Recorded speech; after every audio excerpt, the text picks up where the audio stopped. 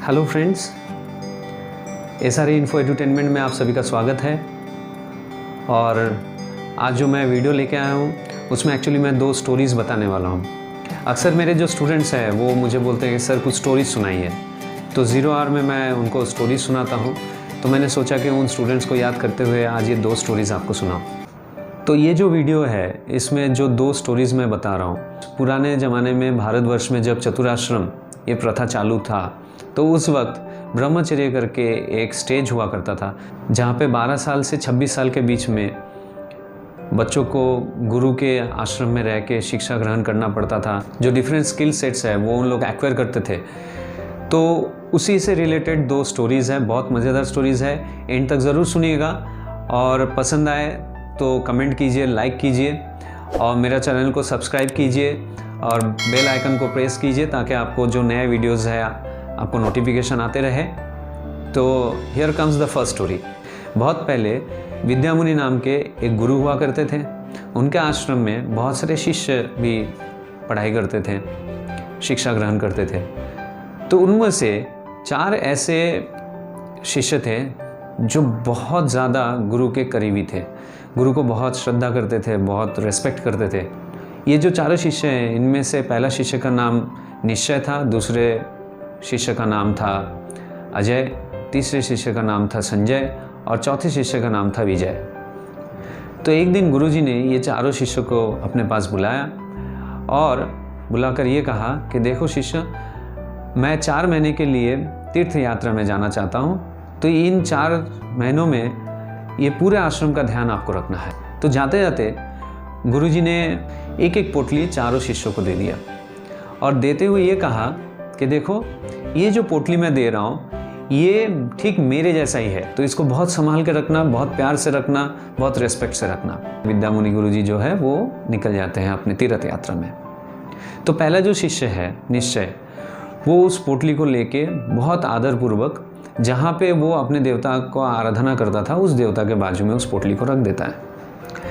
दूसरा जो शिष्य है अजय, वो उस पोटली को लेके जहाँ पे गुरुजी बैठा करते थे, जहाँ पे बैठ के वो शिक्षा दान करते थे, वहाँ पे उस पोटली को रख देता है।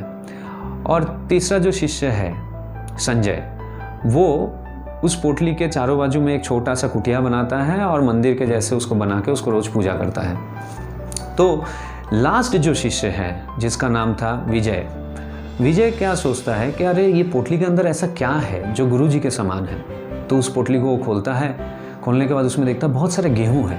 तो आश्चर्य हो जाता है कि ये गेहूं क्या है, ये गेहूं क्यों दिया है गुरुजी ने। तो बहुत कुछ सोच समझ के जब उसको कुछ मिलता नहीं है तो वो गेहूं लेके, वो पोटली में जो गेहूं रहता है वो गेहूं को लेके वो आश्रम के पीछे जाता है जहाँ पे खाली मैदान हुआ करता था। उसने मेहनत करके उस मैदान में उन गेहूं को बो देता है। बो देने के बाद फिर रोज़ उसका सिंचाई करता है, उसमें खत डालता है। और ये जो बाकी 3 जो शिष्य है ये इस पोटली को आदरपूर्वक रोज़ सम्मानपूर्वक उसको पूजा करता है, उसका आराधना करता है। 4 महीना बीत जाता है। विद्यामुनि गुरुजी वापस आते हैं आश्रम में और 4 शिष्यों को बुला के बोलते हैं कि जो पोटली मैंने दिया था उसका तुमने क्या किया, ज़रा बताओ। तो पहला जो शिष्य है निश्चय, उसने बोला कि गुरुजी मेरा आराध्य देवता के बाजू में आपका पोटली संभाल के रखा हूँ। दूसरा जो शिष्य है अजय, वो बोलता है कि गुरुजी आप जहाँ पे बैठा करते थे वहाँ पे उस पोटली को रख के मैं रोज़ आपका ध्यान करता हूँ। तीसरा जो शिष्य है वो कहता है कि गुरुजी मैंने उस पोटली के लिए एक छोटा सा मंदिर बनाया और वहाँ पे मैं रोज़ पूजा करता हूँ। लास्ट जब विजय का बारी आता है तो विजय बोलता है कि गुरुजी मुझे तो कुछ समझ में नहीं आया, तो मैंने पोटली को खोला तो उसमें बहुत सारा गेहूँ देखा। तो गुरुजी ने बोला फिर तुमने क्या किया उसको।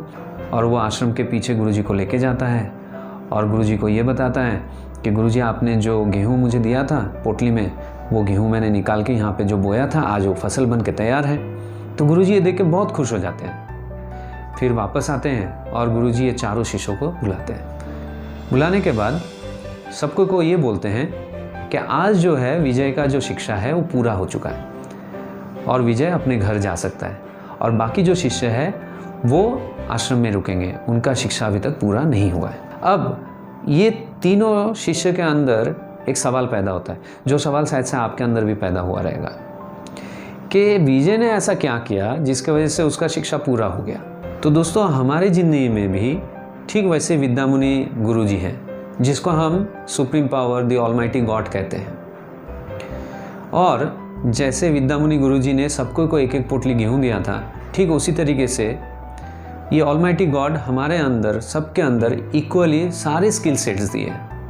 अब ये हम पे डिपेंड करता है कि उस स्किल सेट्स को हम कैसे यूटिलाइज करें, कि निश्चय या तो अजय या तो फिर संजय जैसा उस चीज़ को संभाल के रख दें, या फिर विजय जैसा बनकर उस स्किल सेट्स को आगे बढ़ाएं। जैसे विजय ने गेहूं को बोया था और बाद में उसके कई गुना ज़्यादा गेहूं वो उगाता है, ठीक उसी तरीके से हमें हमारे स्किल सेट्स को काम पे लगा के उस स्किल सेट से हमें आगे ग्रोथ करना है, या फिर उस स्किल सेट को वैसे ही रख देना है। ये आप पे डिपेंड करता है। तो आपको सोचना है कि आपको कौन सा शिष्य बनना है, निश्चय बनना है कि अजय बनना है, कि संजय बनना है, कि विजय बनना है। मैं तो विजय जैसा बनने का कोशिश ज़रूर करूँगा। दूसरा जो स्टोरी है ये भी बहुत मज़ेदार है। जैसे विद्यामुनि गुरुजी का आश्रम हुआ करता था, ठीक वैसे ये गुरुजी का आश्रम हुआ करता था, जहाँ पे बहुत सारे शिष्य उनके पास जाके शिक्षा ग्रहण करते थे। तो ये सारे शिष्यों में से एक बहुत ही अनूठा स्टूडेंट हुआ करता था, जिसका नाम था गोपाल। ये जो गोपाल है, ये स्वभाव से थोड़ा नटखट सा था, मस्ती करता था, थोड़ा बातें कम सुनता था, लेकिन दिल का बहुत अच्छा था। आए दिन दूसरे जो शिष्य है गुरुजी को जाके गोपाल के बारे में कंप्लेन किया करता था। तो गुरुजी रोज़ सुन के कुछ कहते नहीं थे, ऐसे चुप रहते थे, बोलते ठीक है आगे देखेंगे। तो ऐसे दिन बीतता जाता है, गोपाल अपना मन मस्ती करते रहता है। तो एक दिन गुरुजी गोपाल को बुलाता है, बोला देखो गोपाल, मैं तुम्हें ना एक बहुत आसान सा काम देता हूँ, ये काम तुम कर लिया करना रोज़। तो गोपाल बोलता है बोलिए गुरुजी कौन सा काम है। बोलता है देखो ये जो 7 मटके रखे हुए हैं जिसमें पानी भरा जाता है, तो ये पानी भरने का काम तुम करना, और ये ध्यान रखना कि जैसे ही पानी खाली हो जाए तो तुम्हें फिर से वो दोबारा वो पानी भर देना है उसमें। तो गोपाल खुश हो जाता है, बोलता है अरे ये तो बहुत सिंपल सा काम है। तो वो खुशी के मारे चला जाता है, दूसरा दिन से वो काम शुरू करता है। तो 7 मटके में रोज़ पानी भर देता है, और बीच बीच में आके देखता है कि पानी खाली तो नहीं हो गया, खाली अगर हो गया तो फिर से वो भर दिया करता है। एक दिन वो जब पानी भर के जाता है, थोड़ी देर बाद आता है तो देखता है एक मटका जो है उसका पानी पूरा खाली हो चुका है।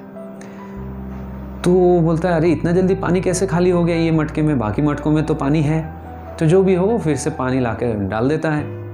तो डाल देता है तो चला जाता है। थोड़ी देर बाद आके देखता है फिर से वो मटका खाली हो गया। तो उसको बहुत आश्चर्य लगता है कि ये मटका बार बार खाली क्यों होता है। तो उठा के देखता है मटके के नीचे जो है थोड़ा सा छेद हो गया है। तो वो मटका लेके जाके गुरुजी के पास बोलता है कि गुरुजी ये मटका तो फेंक देना पड़ेगा। तो गुरुजी पूछते क्यों। तो बोलता है कि इसके अंदर तो छेद हो गया। तो गुरुजी बोलता है नहीं नहीं, इसको फेंकने की ज़रूरत नहीं है, इसको वहाँ पे रख दो और जो काम मैंने तुमको दिया है वो करते रहो।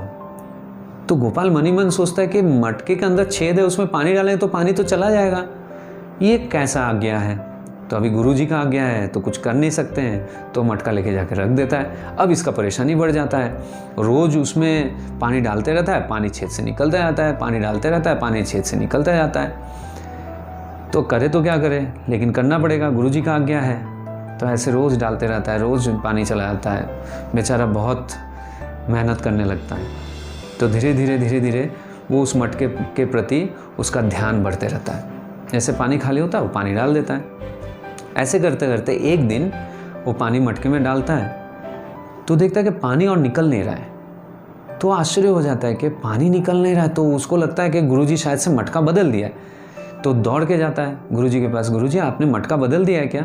तो गुरुजी वो हंस के बोलते हैं मैंने मटका नहीं बदला है। तो फिर पानी क्यों नहीं निकल रहा है उस छेद में से। तो बोले ठीक है वो मटके को लेके आओ। तो मटके को लेके आता है गोपाल, बोलता है इसका पानी खाली करो। पानी खाली कर देता है, पानी गिरा देता है मटके से। फिर बोलता है देखो अंदर झांक के क्या है। बोलते गुरुजी छेद तो दिखाई नहीं दे रहा है। बोले नहीं ठीक से झांक के देखो क्या दिखाई दे रहा है। तो क्या देखता है कि मटके के नीचे जो है शैवाल जम जाता है, और उस शैवाल जमने की वजह से वो छेद भी बंद हो जाता है। तो गुरुजी तब गोपाल को ये कहता है कि गोपाल निरंतर प्रयास अगर तुम करते रहो तो छेद वाला मटका भी सही बन जाता है। तो ठीक हमारे ज़िंदगी में भी ऐसे बहुत सारे कमियां हैं जो वो छेद जैसा है। तो कमी है तो इसका मतलब ये नहीं कि आप कोई काम के नहीं हो। आप अगर उस चीज़ के लिए निरंतर प्रयास करते रहोगे तो कभी ना कभी वो सारे खामियां खूबी में बदल जाएगा। गोपाल बनना सही है, उसमें कोई प्रॉब्लम नहीं है, लेकिन गोपाल जिस लगन से उस मटके में पानी डालता गया गुरुजी का आज्ञा के हिसाब से, हमें भी हमारे खामियां को अगर ख़त्म करना है तो हमारे बड़े या तो हमें जो गाइड करते हैं वो अगर कुछ बोलते हैं, अगर हमें कुछ गाइडेंस देते हैं तो उस पर अमल करना चाहिए और निरंतर प्रयास करना चाहिए ताकि हमारे वो खामियां जो है वो खूबी में बदल जाए। तो दोस्तों ये 2 स्टोरीज़ था। मुझे ऐसा लगता है कि ये 2 स्टोरी सुनकर आपको मज़ा आया रहेगा और इसका जो मैसेज है वो आप तक पहुंचा रहेगा। तो दोस्तों आज के लिए इतना ही। खुश रहिए, आबाद रहिए और दूसरों को हमेशा हेल्प करते रहिए। Thank you, bye.